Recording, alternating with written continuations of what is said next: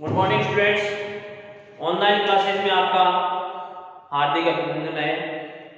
कल हम पढ़ रहे थे चैप्टर 16.1 के कुछ क्वेश्चन किए थे। एक दो क्वेश्चन में शेष रह बेटा, वो मैं भी करवा रहा हूँ आपको। माध्यमिक शिक्षा बोर्ड की 10वीं क्लास का मैथ्स का पेपर 30 जून को है। तो दो 10वीं क्लास में बच्चे हैं, वो थोड़ा सा विशेष तौर से ध्यान रखें। टाइम का सदुपयोग करते हुए डेली सामाजिक और मैथ्स के चैप्टर को जरूर पढ़ें। क्वेश्चन 6 के लिए थे, 7वां क्वेश्चन था अपना 16.1 का 7वां क्वेश्चन है। 6 मीटर भुजा के वर्गाकार फर्श के कमरे में 180 घन मीटर हवा है। 6 मीटर वर्गाकार है, 6 मीटर भुजा वाले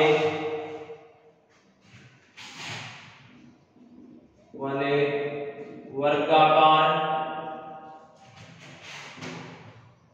फर्श के कमरे में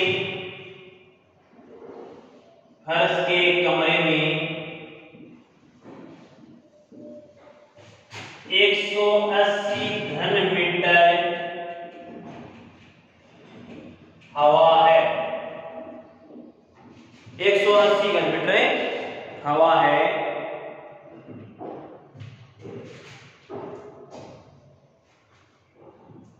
कमरे की ऊंचाई ज्ञात कीजिए। क्या पूछा आपसे?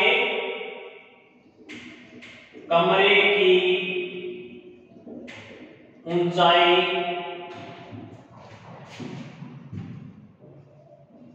ज्ञात कीजिए। कमरे की ऊंचाई पूछेगा। अब यहां पर देखो भुजा का मान कितना दे दिया? 6 मीटर। और यहां पर दिया है कमरे का जो फर्श है वो 180 घन मीटर हवा। अब 180 घन मीटर हवा का मतलब है उसका आयतन है बेटा। अब आयतन किसका है ये चेक करना आपको। उस कमरे का जो फर्श है, वर्गाकार फर्श है, वो फर्श किस नुमा है? घन के आकार का है फर्श या फिर घनाभ के आकार का? अगर यहां पर घन के आकार का होता तब तो इसमें ऊंचाई नहीं पूछता, मतलब इसका जरूरी थोड़ी ऊंचाई पूछता, वो लंबाई भी पूछ सकता था, चौड़ाई भी पूछ सकता था। तो इसके 6 मीटर भुजा का मतलब जो कमरा है, जैसे ये कोई कमरा है और इसके अंदर फर्श डला हुआ है। अब ये क्या है? इसकी भुजा 6 मीटर, ये 6 मीटर है, ये भी 6 मीटर है। अब जो ये फर्श है इसकी ऊंचाई ज्ञात करनी है। ऊंचाई का मतलब एक तरह से इस प्रकार से ज्ञात करनी है आपको। तो ये ऊंचाई ज्ञात करनी है। ये ऊंचाई किस वाली है? तो इसकी तो चौड़ाई है, ये लंबाई होगी। अब ऊंचाई तो आपकी इस प्रकार से होगी इसकी कमरे की। तो ये ध्यान रखो, कमरे की भुजा 6 मीटर है, 6 मीटर वर्गाकार नाम दिया है। तो वर्गाकार मतलब इसकी लंबाई भी 6 और चौड़ाई भी 6। तो यहां पर लिखोगा वर्गाकार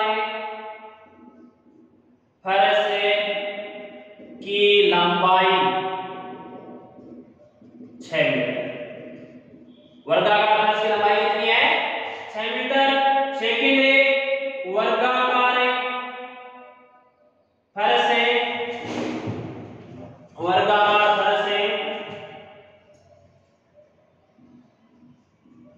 की चौड़ाई बराबर है, ये भी 6 मीटर है। अब आपसे ऊंचाई पूछा है तो आप लिखोगे वर्गाकार कमरे की ऊंचाई ये, तो यहां पर लिखोगे वर्गाकार फर्श नुमा कमरे, फर्श नुमा कमरे, वर्गाकार फर्श कमरे की ऊंचाई क्या हो जाएगी? h मीटर मान लिया, माना ऐसा, ठीक है। अब यहां पर ऊंचाई है, लंबाई है, चौड़ाई है, मतलब आयतन यहां पर क्या दे दिया फिर? आयतन। तो यहां पर है कमरे, वर्गाकार फर्श के कमरे के अंदर कितनी हवा है? कमरे में हवा का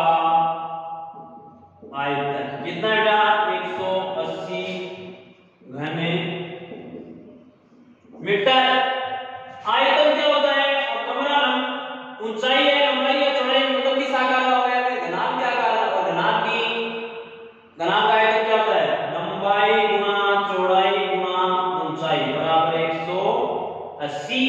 अब यहाँ पर लंबाई चौड़ाई का मान रखो 6 गुना h बराबर 180। h तो यहीं पर रहने दो, 6 को साइड में जाओ, 180 बट्टे 6 गुना 6। अब 6 से 180 को काटा, कितनी बार है? 30 बार या 30 बार। 30 से 6 को काट दिया बेटा, तो h का मान कितना आ गया अपना? 5 मीटर। तो उस कमरे की ऊंचाई क्या होगी मेरे? 5 मीटर। तो इस प्रकार से ये क्वेश्चन अपने पास है।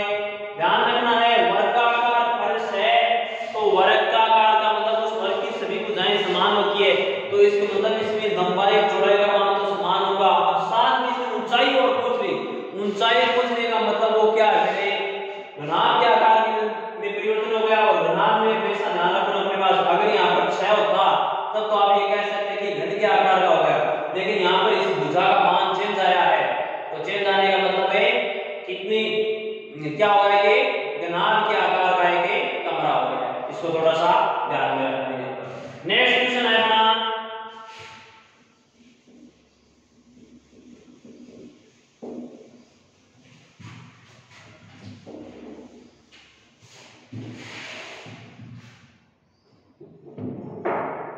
44 मीटर लंबी 1.5 मीटर ऊंची और 85 सेंटीमीटर चौड़ी दीवार बनाने में, यहां पर कह रहा है क्वेश्चन नंबर 8, 44 मीटर लंबी 1.5 मीटर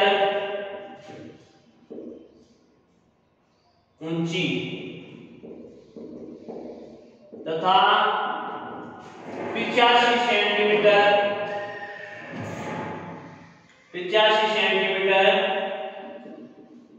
चौड़ी दीवार बनाने में 22 गुणा 10 गुणा 17 सेमी माप की कितनी इंटू की आवश्यकता होगी? यहाँ पे बेटा देखो क्या दिया इसने, दीवार बनाने में 22 सेमी गुणा 17 सेमी गुणा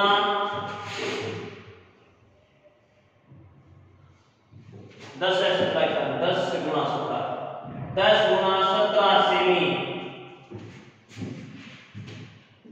माप की कितनी इंटू की आवश्यकता होगी?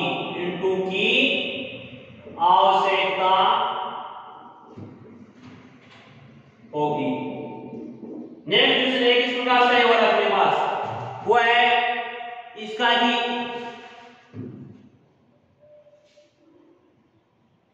11 नंबर क्वेश्चन है। सेम इसी प्रकार का क्वेश्चन बेटा, वो स्वयं आपको निकालना है, नहीं आए तो आप मेरे से वो भी पूछ सकते हो।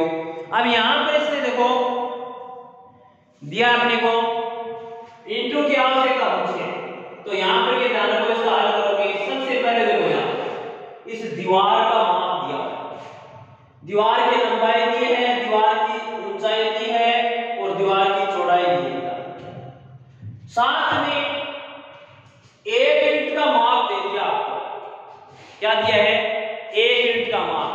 1 यूनिट का माप मतलब वो यूनिट कितनी है? 22 सेंटीमीटर, तो वो यूनिट लंबी है, 10 सेंटीमीटर वो चौड़ी है और 17 सेंटीमीटर वो क्या है? ऊंची है।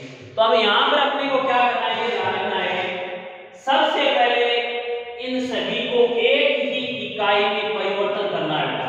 अब देखो यहां पर मीटर मीटर, यहां पर सेंटीमीटर, फिर इसमें भी सेंटीमीटर सेंटीमीटर सेंटीमीटर, तो जो आपकी इच्छा है उसके अनुरूप आप कर सकते हो। 1 मीटर बराबर होता है 100 सेंटीमीटर, तो पहले तो ये ध्यान रखना, 1 मीटर बराबर है 100 सेंटीमीटर, 100 सेंटीमीटर। तो अब यहां पर इसको परिवर्तन करोगे, तो पहले इसको देखो दीवार है, दीवार को 20 सेंटीमीटर ले लो क्योंकि ईंट का माप सेंटीमीटर में है, तब यहां पर लिखोगे आप दीवार की लंबाई का ऐसे लिखते हो 44 मीटर है, उसको सेंटीमीटर में चेंज करोगे, 44 गुणा 100 बराबर 4400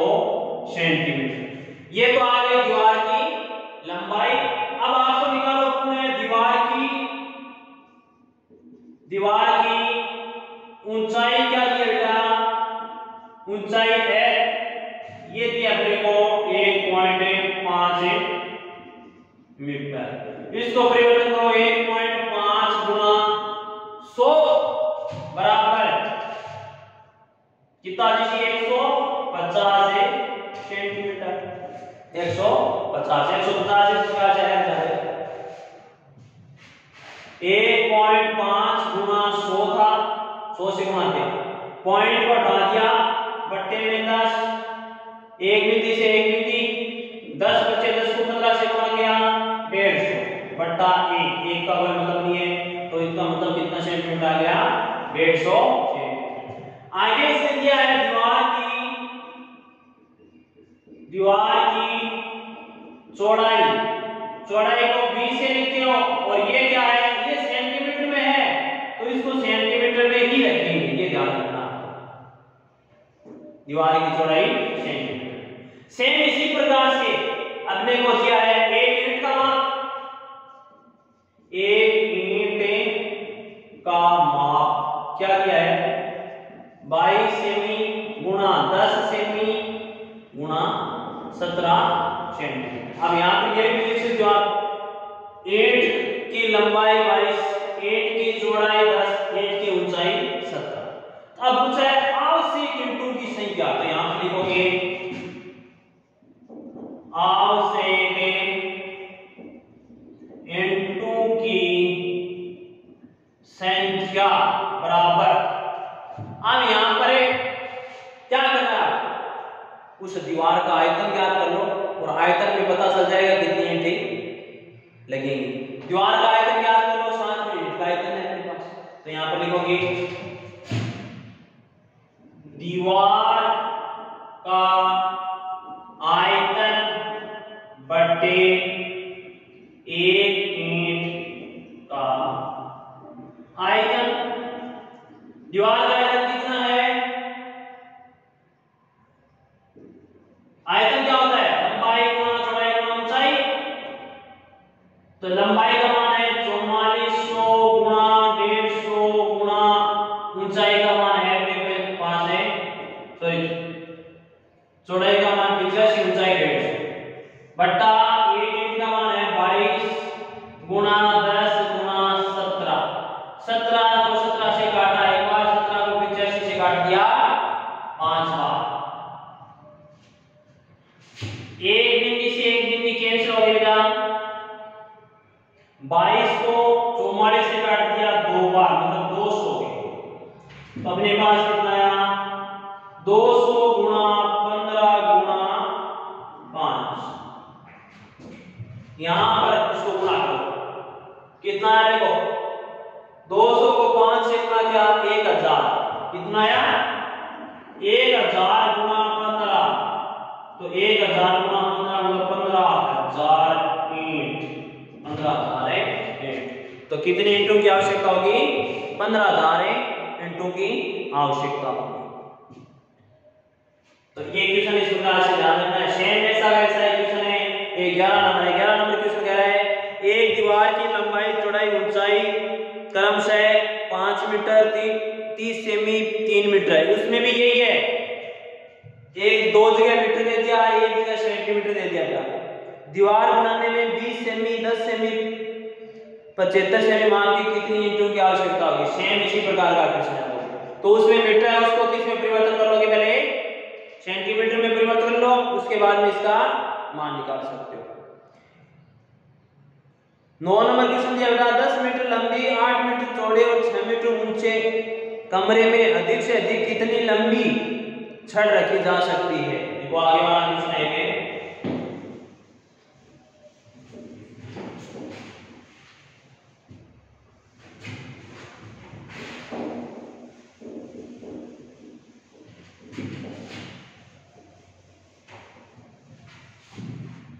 क्वेश्चन नंबर 9 है 10 मीटर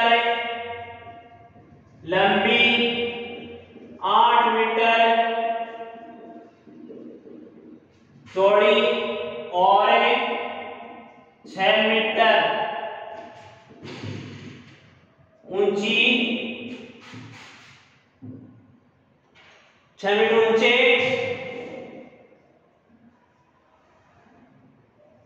ऊंचे एक कमरे में अधिक से अधिक कितनी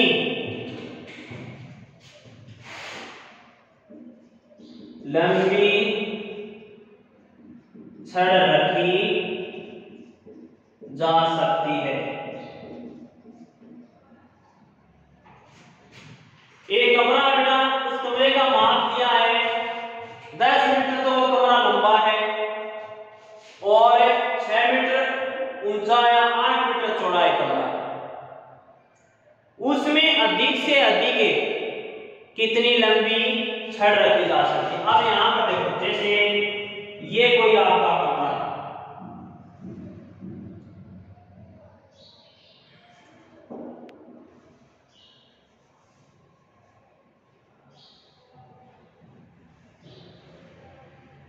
दस मीटर 8 मीटर। अब यहां पर क्या है, इसकी मतलब ये जैसे कमरा है, ये कोई कमरा है, इसकी ऊंचाई का मतलब ये ऊंचाई कितनी दी है इसने, ऊंचाई दी है 6। अब इस कमरे में अधिक से अधिक कितनी लंबी छड़ रखी जा सकती है। अब ये अगर इस प्रकार से रख देंगे छड़ को तो ये 8 मीटर की रहेगी। अगर इस प्रकार से रख देंगे छड़ को तो वो कितनी रहेगी, 10 मीटर रहेगी। या फिर छड़ को जैसे कमरा इस प्रकार से है तो उसकी इस प्रकार से रखेंगे तो इसकी छड़ की लंबाई कितनी रहेगी, 6 मीटर की। अधिक से अधिक तो नहीं है अभी तक, तो अधिक से अधिक लंबाई निकालने के लिए अपने को क्या करना होगी, कमरे के जो छत वाला तल है ना, छत वाला शीर्ष, एक शीर्ष, चार छत वाले एक शीर्ष है ना, उस एक शीर्ष को कमरे की उसी सामने वाली भुजा के नीचे वाले शीर्ष से मिलाओ, या फिर उस ऊंचे वाले शीर्ष को इस करके नीचे वाले शीर्ष से मिलाना है आपको। तो मतलब ये इस प्रकार से क्या आ जाएगा, विकर्ण बन जाएगा। अब विकर्ण बन जाएगा तो क्या लिखोगे, विकर्ण। अब माप अलग अलग है तो आकृति किसके, घनाभ के, और घनाभ का विकर्ण ध्यान क्या है, क्या होता है, घनाभ का विकर्ण क्या होता है, लंबाई का स्क्वायर, चौड़ाई का स्क्वायर, ऊंचाई का स्क्वायर पर अंडर तीनों का योग। यहां पर लंबाई का मान 10 दिया है प्लस 8 का स्क्वायर प्लस 6 का स्क्वायर, 10 का स्क्वायर कितना हुआ 100, 8 का स्क्वायर 64 और 36। कितना मान है इसका, 64 36 को जोड़ेंगे 100 और 100 200, कितने हो गए इसका मान है 200 के। और 200 को क्या लिख सकते हो आप, 2 गुना 100, 2 गुना 100। 100 किसी संख्या का वर्गमूल होता है, किसका होता है, तो उस छड़ की लंबाई क्या आ जाएगी 10 √ 2 मीटर। अब देखो जो माप दिया उससे कुछ अधिक आएगा, लंबाई का माप 10 था, चौड़ाई का 8 है और ऊंचाई का 6, तो इनके माप से कुछ अधिक आएगा 10 √ 6।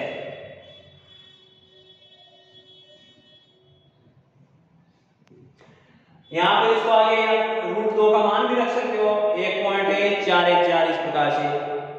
नेक्स्ट क्वेश्चन दिया आपके को 10 नंबर है,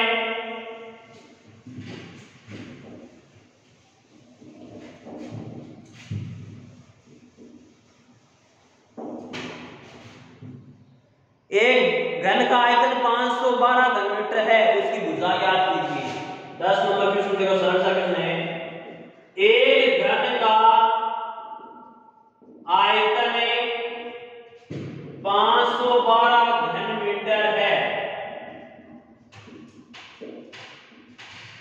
तो घन की भुजा ज्ञात कीजिए, घन की भुजा ज्ञात कीजिए। अब यहां पर बेटा घन का आयतन दिया है और घन का आयतन का माप कितना है 512, और घन का आयतन होता क्या है भुजा की 512। यहाँ पर ये क्यूब उठाएंगे तो दूसरी तरफ जाकर किसका चिन्ह मिल जाएगा, अंडर रूट पर घनमूल का चिन्ह, भुजा बराबर 512। यहाँ पर अगर 3 नहीं लिखोगे तो आप गलत माना जाएगा, ये ध्यान रखना आपको प्रश्न। तो क्या आ गया इसका माने, भुजा बराबर ये किसका होता है, घनमूल है 512, 8 मीटर। तो ये ध्यान रखना है कि भुजा 8 मीटर। अब आप यहां से निकाल सकते हो घन का संपूर्ण पृष्ठीय क्षेत्रफल क्या होता है, 6 गुणा भुजा का स्क्वायर, घन का विकिरण वो क्या होता है, √3 गुणा भुजा। तो ये ध्यान रखना है, इसका घन का आयतन दिया गया हो सकता है कई बार क्वेश्चन में यहां पर घन का संपूर्ण पृष्ठीय क्षेत्रफल भी दे देता है और आपसे घन की भुजा पूछकर घन का आयतन भी निकलवा सकता है। तो इस क्वेश्चन को किसी प्रकार से भी घुमा सकते हैं। नेक्स्ट क्वेश्चन देखो, 11 नंबर क्वेश्चन अपना वो आ गया, सेम 8 नंबर क्वेश्चन के जैसा है, इनटू की संख्या ही उसमें ज्ञात करनी है। और लास्ट क्वेश्चन देखो इस प्रश्नमाला का, एक घनाभ की लंबाई चौड़ाई ऊंचाई का अनुपात। क्वेश्चन नंबर 12, एक घनाभ की लंबाई चौड़ाई और ऊंचाई का अनुपात 5:3:2 है, 5:3:2 है। यदि घनाभ का संपूर्ण पृष्ठीय क्षेत्रफल 558 सेंटीमीटर स्क्वायर हो, यदि घनाभ का संपूर्ण पृष्ठीय क्षेत्रफल 558 सेंटीमीटर स्क्वायर हो तो उसकी कोरू की माप ज्ञात कीजिए। तो उसकी कोरू के माप ज्ञात कीजिए। अब यहां पर बेटा देखो, कोरू का माप ज्ञात करने के लिए यहां पर लंबाई चौड़ाई ऊंचाई का अनुपात दिया है, न कि लंबाई 5 है, चौड़ाई 3 है, ऊंचाई 2, इनका अनुपात दिया है। तब आपको अनुपात दिया तो इसको मानना होगा, माना घनाभ की लंबाई 5, कुछ भी मान सकते हो, 5a, 5x, 5y, तो यहां पर लिखोगे 5x, ठीक है। घनाभ की तो लंबाई है, घनाभ की चौड़ाई क्या होगी 3x और ऊंचाई का मान क्या आ गया 2x। ये तो है घनाभ की लंबाई चौड़ाई ऊंचाई का। अब आपको इसमें आगे और दिया घनाभ का संपूर्ण पृष्ठीय क्षेत्रफल प्रश्नानुसार घनाभ का संपूर्ण पृष्ठीय क्षेत्रफल कितने मान है इसका 558 सेंटीमीटर स्क्वायर। आपको कोर का मतलब उस घनाभ की लंबाई ज्ञात करनी है, घनाभ की लंबाई 5x मानिए, 5 गुणा x का जो मान आएगा वो ही इसकी 5 से गुणा करके वो लंबाई। इसी प्रकार से इसकी चौड़ाई 3x है, 3 गुणा ऊंचाई 2x, 2 गुणा जो भी मान आएगा गुणा करें। घनाभ का संपूर्ण पृष्ठीय क्षेत्रफल होता क्या है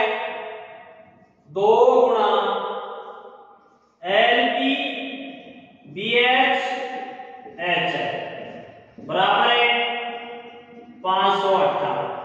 अब यहां पर देखो LbBHHL 2 गुणा L का मान, अब L का मान वो नहीं रखोगे आप 5, यहां पर जो मान है वो मान चेक करेंगे। 5x को यहां पर रखोगे 5x गुणा 3x प्लस 3x गुणा 2x प्लस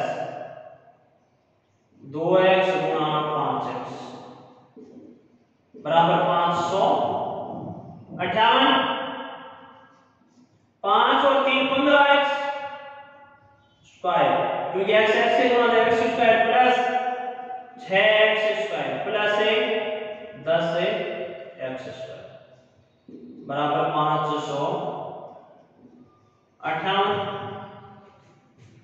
इनको गुणा करो 15 और 6 21 10 31, 31 को 2 से गुणा करना, तो यहाँ पर इस प्रकार से लिखोगे 2 गुणा 31 x स्क्वायर, 2 गुणा 15 और 6 21 21 10 31 x स्क्वायर बराबर में मान कितना है 558। 31 गुणी 62 x स्क्वायर बराबर 558। अब यहाँ पर काट सकते हो, इसको काटेंगे तो देखो कितना आएगा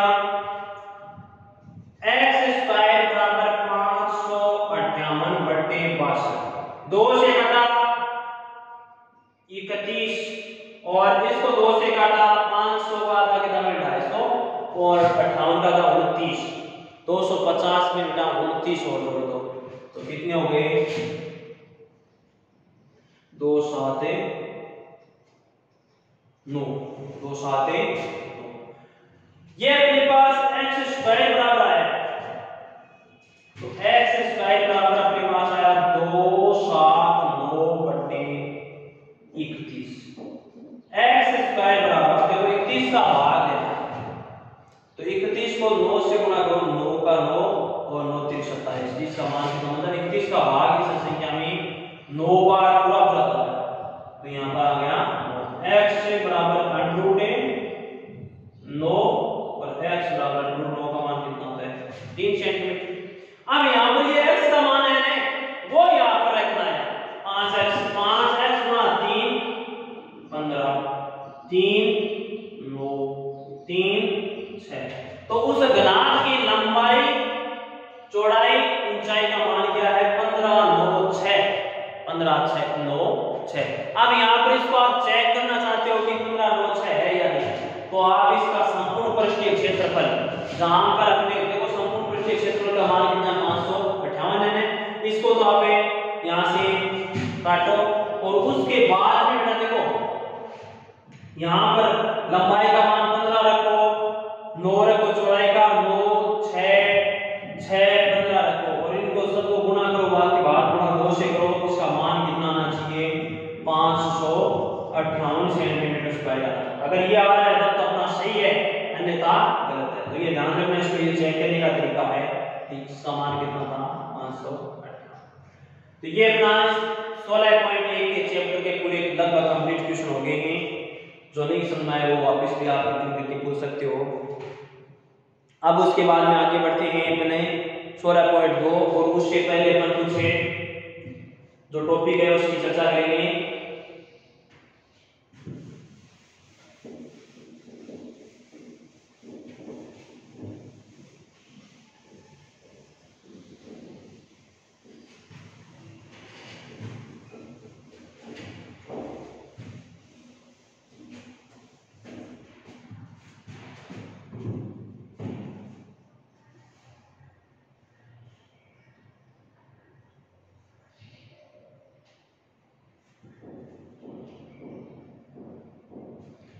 अगला टॉपिक अपना बेलन। देखो बेलन की आकृति बेटा इस प्रकार से होती है,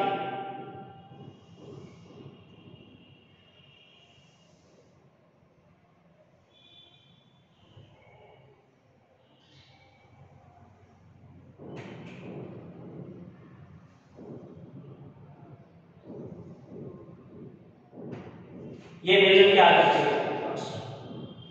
अब यहां पर आपको ये दो वर्ताकार बात हैं, वर्ताकार भाग, वर्ताकार में वर्ताकार,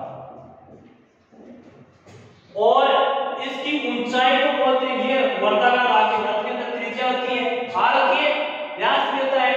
तो यहां पर देखो ये त्रिज्या होगी इसकी, ये केंद्र है, ये इसकी क्या होगी त्रिज्या आर। तो इसमें भी होगी त्रिज्या आर है,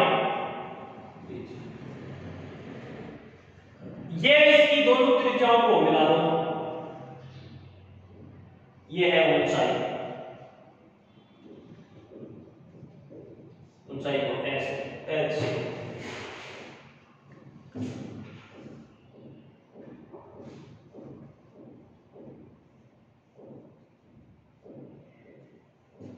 अब यहां पर देखो इसमें दो तीन फॉर्मूले अपने को याद रखते हैं। बेलन की ऊंचाई h है, त्रिज्या r है, वर्ताकार भाग भी जुड़े हैं। अब आपको पहला देखो इसमें साथ बेलन के लिए पहला फॉर्मूला क्या आएगा, बेलन के वक्र पृष्ठ का क्षेत्रफल, दूसरा है बेलन के संपूर्ण पृष्ठ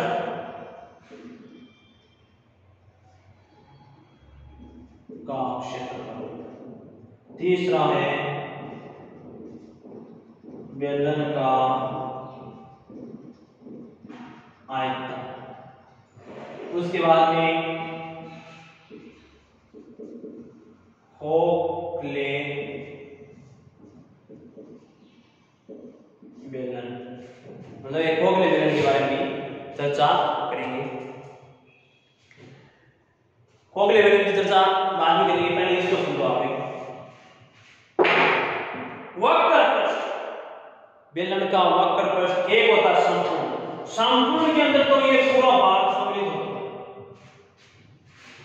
और वक्र पृष्ठ में बेटा केवल और केवल ये भाग, ये तो ये बीच वाला भाग, इसको ले लेते। अब ये वक्र पृष्ठ का क्षेत्रफल ध्यान रखना है, वक्र मतलब है वर्ताकार, वक्र के रूप में वक्र पृष्ठ का क्षेत्रफल ध्यान रखना क्या होता है 2 पाई आर एच।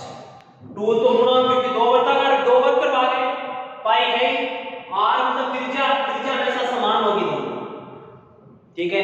अगर त्रिज्या समान नहीं होगी तो फिर वो बेलनाकार आकृति नहीं मानी जाएगी और किसी आकृति में जाएगी, क्योंकि त्रिज्याओं के मान अलग अलग तो उसी में होती है।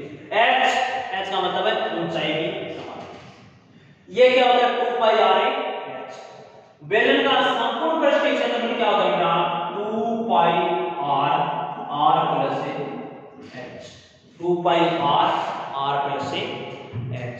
देखो इसको और सरल करते हैं, तो यहां पर देखो 2 पाई आर का मतलब बना दो 2 pi r square plus 2 pi r को आर से तो करते हैं, लेकिन 2 पाई आर को एच से निकालना है 2 पाई आर एच। अब यहां पर ये पाई आर स्क्वायर किसका था वर्ग का, तो दो वर्ग का दो भाग है, दो से गुणा कर दिया, वर्ग दो वर्गों का क्षेत्रफल प्लस 2 पाई आर एच, ये वक्र पृष्ठ की जो भाग होता है उसको वक्र का मतलब है, ये ध्यान रखना है। वक्र के आप ये मत समझ लेना कि इनके वर्तुल का क्षेत्रफल ज्ञात कर दिया, यहां पर वर्तुल का क्षेत्रफल पाई आर स्क्वायर दिखता, लेकिन वक्र का मतलब ये भाग इसमें सम्मिलित होता है, और संपूर्ण में पूरा भाग आता है। अब वक्र को यहां से इस प्रकार से समझो कि भाग यहां से लेकर ये भाग वक्र में सम्मिलित। आगे देखो इसमें आयतन, आयतन क्या होता है pi r square h, pi r square h. तो ये बेलन में जो तीन फॉर्मूले वो इनको आप ध्यान में रखोगे। उसके बाद में अपने पास एक खोखला बेलन ये है, और खोखले बेलन के अंदर भी चर्चा करेंगे।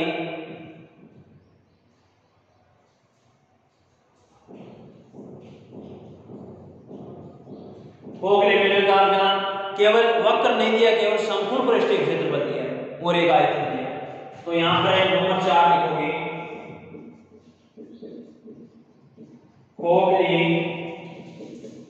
बेलन का आयतन। आयतन का सूत्र तो यही होता है। अब होग लेवल की आकृति में और बना देता हूं।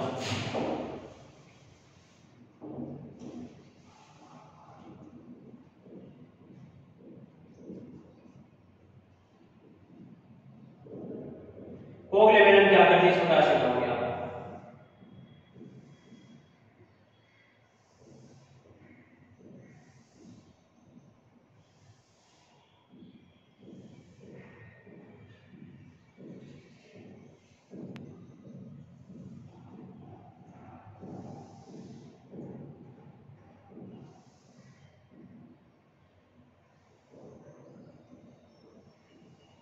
इसको बोलते हो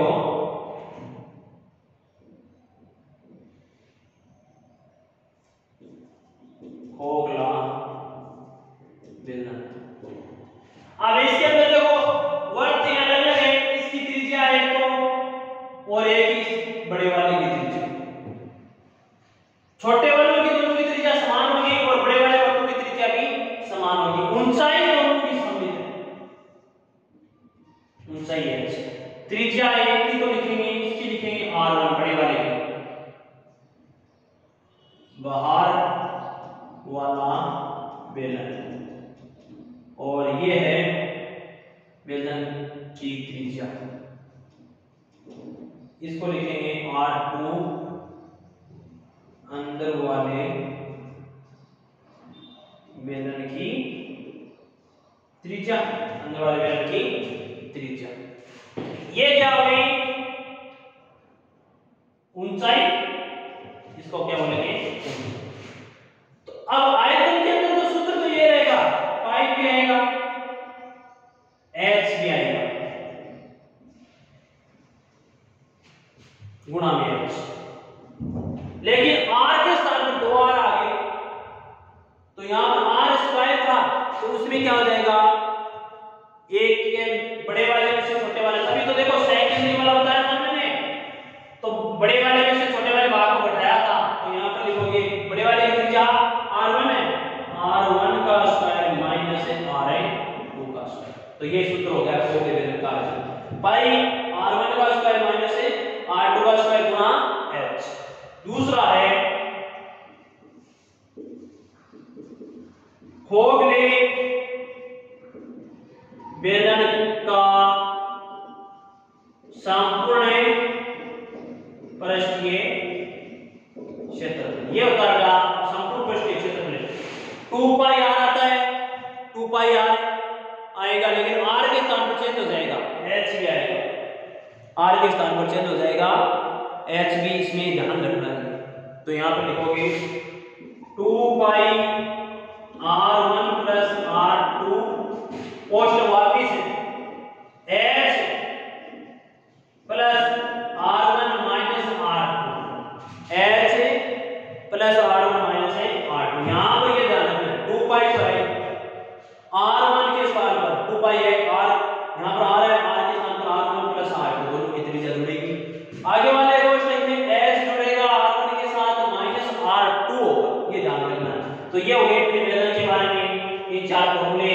बाकी इसके जो क्वेश्चन हैं 16.2 के वो आप निकालने का प्रयास करना, जो नहीं आए वो मैं बताऊंगा, और जो मेरे को लगेगा कि ये क्वेश्चन इंपॉर्टेंट है या फिर समझ में नहीं आ सकता वो मैं कल आपको नेक्स्ट क्लास में बताऊंगा। Thank you.